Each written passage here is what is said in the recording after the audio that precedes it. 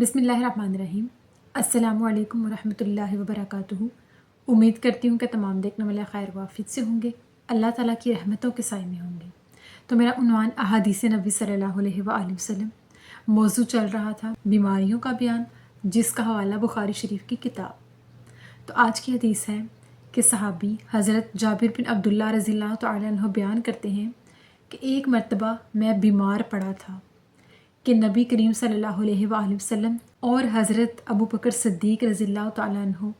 میری عیادت کو پیدل چل کر تشریف لائے۔ میں بے ہوشی کی حالت میں تھا تو نبی کریم صلی اللہ علیہ وآلہ وسلم میرے قریب آئے۔ مجھے دیکھا کہ مجھ پر بے ہوشی غالب تھی تو آقا علیہ الصلوۃ والسلام نے وضو کیا اور پھر اپنے وضو کے بچے ہوئے پانی سے مجھ پر چھڑکاؤ کیا، اور پھر جب مجھے ہوش آیا تو میں نے نبی کریم صلی اللہ علیہ وآلہ وسلم سے سوال کیا کہ یا رسول اللہ صلی اللہ علیہ وآلہ وسلم، میں اپنے مال کا کیا کروں اور کس طرح سے اس کا فیصلہ کروں؟ تو نبی کریم صلی اللہ علیہ وآلہ وسلم عیادت کرنے کی نیت سے خاموش ہی رہے، یہاں تک کہ آقا علیہ الصلوۃ والسلام کے اوپر میراث کے بارے میں آیت نازل ہو گئی۔ سبحان اللہ۔ اس حدیث مبارکہ کی وضاحت یہ کہ ایک مرتبہ ایک صحابی حضرت جابر بن عبداللہ جو کہ بیماری کی حالت میں تھے، تو جب نبی کریم صلی اللہ علیہ وآلہ وسلم کو پتہ چلا تو آقا علیہ الصلوۃ والسلام اپنے سب سے گہرے دوست اپنے صحابی حضرت ابو بکر صدیق کے ساتھ پیدل چل کر ان کی عیادت کو تشریف لے کر گئے، اور جب ان کی عیادت کے لیے گئے تو دیکھا کہ وہ بے ہوشی کی حالت میں پڑے ہیں، تو آقا علیہ الصلوۃ والسلام نے وضو کے بچے ہوئے پانی سے ان کے اوپر چھڑکاؤ کیا تو انہیں اس کی برکت سے انہیں ہوش آ گیا۔ جب ہوش آیا تو انہوں نے آقا علیہ الصلوۃ والسلام سے سوال کیے اور یہ بھی پوچھا کہ یا رسول اللہ صلی اللہ علیہ وآلہ وسلم، میرے پاس جو مال ہے میں اس کا کس طرح سے استعمال کروں، اس کا کس طرح سے فیصلہ کروں؟ تو آقا علیہ الصلوۃ والسلام خاموش رہے، چونکہ اسی دوران میراث کے بارے میں اللہ کی طرف سے ان کے اوپر حکم نازل ہو رہا تھا، چونکہ وہ جانتے تھے صحابی مجھ سے میراث کے بارے میں سوال کرنے والے ہیں، تو اللہ پاک نے اس وقت آیت نازل فرما دی۔ یعنی اس حدیث مبارکہ سے ثابت ہوتا ہے کہ بیمار کی عیادت کے لیے جاؤ، خواہ تمہیں پیدل ہی چل کے کیوں نہ جانا پڑے، بیمار کی عیادت لازمی کرنی چاہیے۔ مسلمان ہونے کا حق اور انسانیت کا حق ادا ہو جاتا ہے۔ آقا علیہ الصلوۃ والسلام نے ان کی عیادت کی اور پیدل چل کر گئے،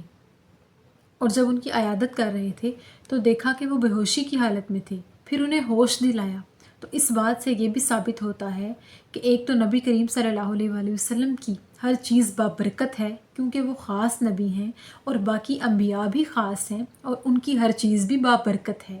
تو آقا علیہ الصلوۃ والسلام نے جس پانی سے وضو کیا وہ پانی برکت والا ہو گیا، اور آقا علیہ الصلوۃ والسلام نے اسی پانی سے کے اوپر چھڑکاؤ کیا تو وہ ہوش میں آ گئے۔ اور اس بات سے یہ بھی ثابت ہوتا ہے کہ جب کوئی مریض بے ہوشی کی حالت میں پڑا ہو تو اسے ہوش دلا کے اس کی عیادت کر لینی چاہیے، اسے ہوش دلانا چاہیے، اس کی پیار محبت اور سکون سے تسلی دینی چاہیے، اسے شفا پانے کی دعا دینی چاہیے، اسے ہوش دلانا چاہیے، کسی بھی طرح سے اسے سکون دینے کی کوشش کرنی چاہیے۔ تو پھر اتنے میں جب صحابی کو تھوڑا بہت ہوش آیا، ان کو حوصلہ ہوا، تسلی ہوئی کہ نبی کریم صلی اللہ علیہ وسلم کی عیادت کو آئے ہیں، تو اس پر انہوں نے ان سے باتیں شروع کر دیں۔ جب باتیں کی تو پھر انہوں نے یہ بھی سوال کر لیا کہ مجھے میری میراث یعنی میرے مال کے بارے میں آگاہ کیجئے کہ میں اس کو کس طرح سے استعمال کروں، کہاں پر لگاؤں، کس طرح سے اس کی ترتیب کروں۔ تو پھر آقا علیہ الصلوۃ والسلام خاموش رہے، کیونکہ اس وقت اللہ کی طرف سے ان پر اسی بارے میں حکم نازل ہو رہا تھا، آیات نازل ہو رہی تھیں، یہاں تک کہ میراث کے بارے میں آیت نازل ہو گئی، وحی نازل ہو گئی۔ تو پھر آقا علیہ الصلوۃ والسلام نے ان سے اس متعلق بات کی اور انہیں ترتیب سمجھا دی۔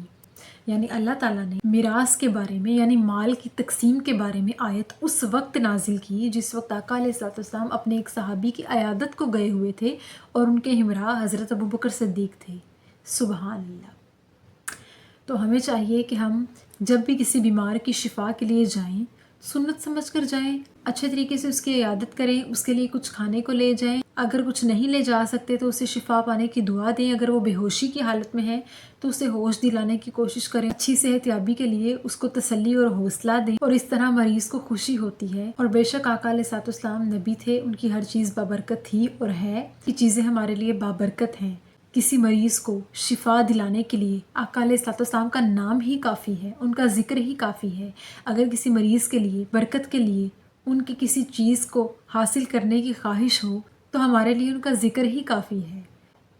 سبحان اللہ۔ تو اللہ تعالیٰ سے دعا ہے کہ اللہ پاک ہمیں ہر قسم کی بیماری سے محفوظ فرمائے اور ہمیں آقا علیہ الصلوۃ والسلام کے احکامات کی پیروی کرنے کی توفیق عطا فرمائے۔ آمین ثم آمین۔ شکریہ۔